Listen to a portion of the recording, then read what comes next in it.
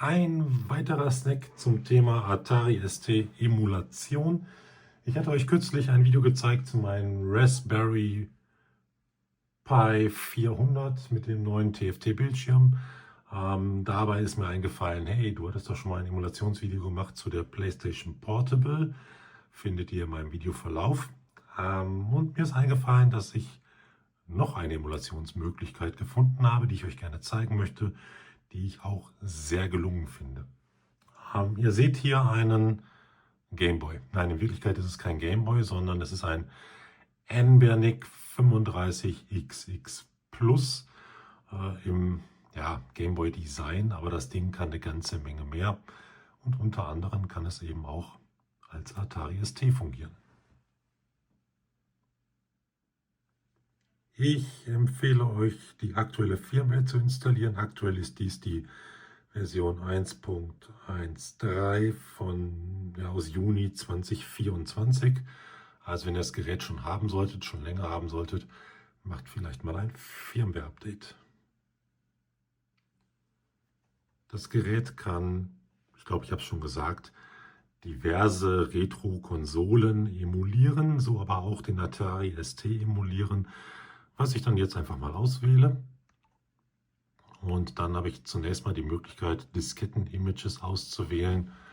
Hier sei euch der Hinweis gegeben, macht das nur mit Images, die ihr besitzt. Damit seid ihr zumindest moralisch auf der sicheren Seite. Ich wähle jetzt allerdings die New Disk aus. Einfach eine leere Diskette. Und dann startet der Emulator. Ihr seht hier schon den kurzen Bootbildschirm. Das ist das TOS 206 von Atari. Aktuell mit 1 MB konfiguriert und der macht einen kurzen Speichercheck. Jetzt könnte ich das Ganze abbrechen mit einer Tastatur, die ich jetzt natürlich nicht angeschlossen habe. Ich kann aber über die X-Taste eine virtuelle Tastatur einwählen und dann einfach irgendeine Taste auswählen, um dann den Vorgang per Tastendruck abzubrechen und ich lande auf dem grünen Desktop-Bildschirm des Atari ST. Es handelt sich hierbei erneut um eine Hatari-Emulation und das entsprechende Hatari-Menü erreicht ihr normalerweise über die Taste F12 und hier ist es halt der Startknopf, den man drücken muss. Und dann komme ich in das altbekannte Hatari-Menü rein und ich habe da mal was vorbereitet, lade also eine Konfiguration. Der Mauszeiger lässt sich hier über das Fadenkreuz steuern, genauso wie auf den Desktop. Und der Pfad, der voreingestellt ist, schon in Ordnung. Und dann sage ich OK und mit der neuen Konfiguration bootet das Gerät erneut. Der Speichercheckbalken ist entsprechend länger, weil in dieser Konfiguration habe ich 4 MB ausgewählt. Aber auch diesen Speichercheck-Vorgang breche ich einfach mal ab. Komme nun wieder auf den Desktop. Auch hier kann ich mit der Maus erneut mit den Pfeiltasten die Maus steuern, so ist es richtig, um dort so einige Dinge treiben zu können. Im Unterschied zur vorherigen Raspberry-Emulation hat dieser Bildschirm keine Ränder, die sogenannten Borders. Das hat sicherlich den Vorteil, dass das Bild auf diesem schon kleinen Bildschirm etwas größer wirkt, weil in der Regel wird dieser Rand auch nicht benötigt. Allerdings gibt es durchaus ein paar Grafikeffekte, Demos, die auch den äußeren Rahmen mitbenutzen würden, einfach um mehr Grafikfläche zu haben. Das wirkt dann ganz gut, ist allerdings auf dem Gerät nicht anzeigbar. Ich habe auch keine Option gefunden, wie man die Ränder einschalten kann, obwohl das der Hatari in den Einstellungen eigentlich bietet. Die sind aber die entsprechenden Settings sind ausgegraut. Wenn jemand da einen Tipp für mich hat, dann immer her damit. Ja, ansonsten starte ich mal ein Ding. Ich gehe in den Demo-Bereich, mal eine Demo aus 2021, die First Love Demo, starte sie. Demos sind in der Regel recht anspruchsvoll und es funktioniert. Genießen wir kurz die Anfangssequenz.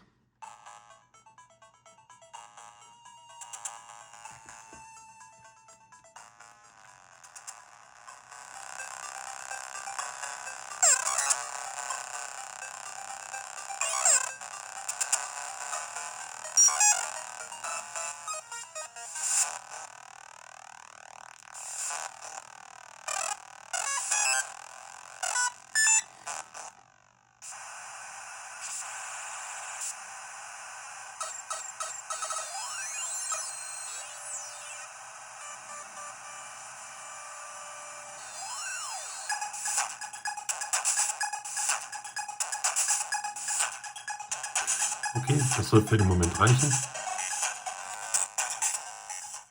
Was ich mit dem fehlenden Rahmen meine, lässt sich ganz kurz beispielsweise mit dieser Demo recht gut darstellen. Die ist von 2024, eine recht gute Demo meines Erachtens, also schön visuell. Es gibt Kritik, dass sie zu groß ist. Es gibt Kritik an AI, KI-generierten Inhalten, aber sie nutzt eben auch Fullscreen-Effekte, die über den Rand hinausgehen, und das wird dann gleich durchaus sichtbar. Hier noch nicht. Da ist alles gut und vollständig sichtbar in den normalen Standbildsequenzen. Aber ihr werdet gleich sehen, dass diese 3D-Animationen teilweise über den Rand hinausgehen und die gezeigten Figuren dadurch einfach nicht komplett sichtbar sind, was sie sonst wären. Diese hier zum Beispiel.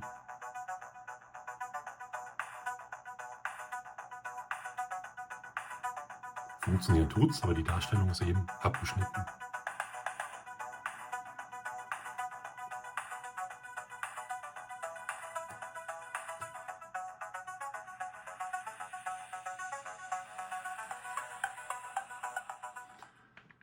Gut, ansonsten, was bleibt noch zu sagen? Sucht euch ein Spiel aus, für das ihr möglichst keine Tastatur braucht. Ich habe jetzt gerade mal wieder was vorbereitet und starte den Rechner einmal neu.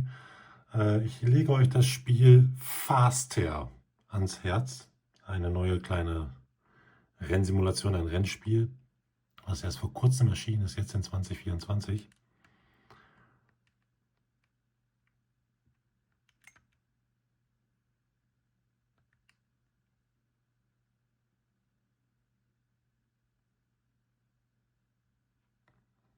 Ladezeiten werden ebenfalls simuliert. Please wait.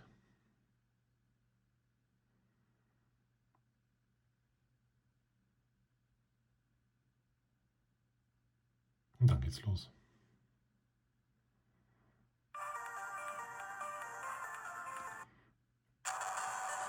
Man kann mit der Select-Taste zwischen Maus und Joystick hin und her schalten. Jetzt bin ich im Joystick-Modus und gebe Gas.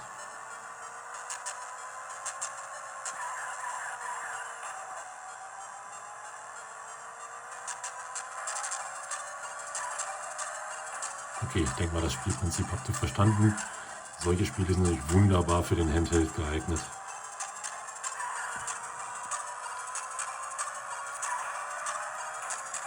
Okay, Filmen und Spielen gleichzeitig ist schwierig, aber ich wünsche euch trotzdem viel Spaß.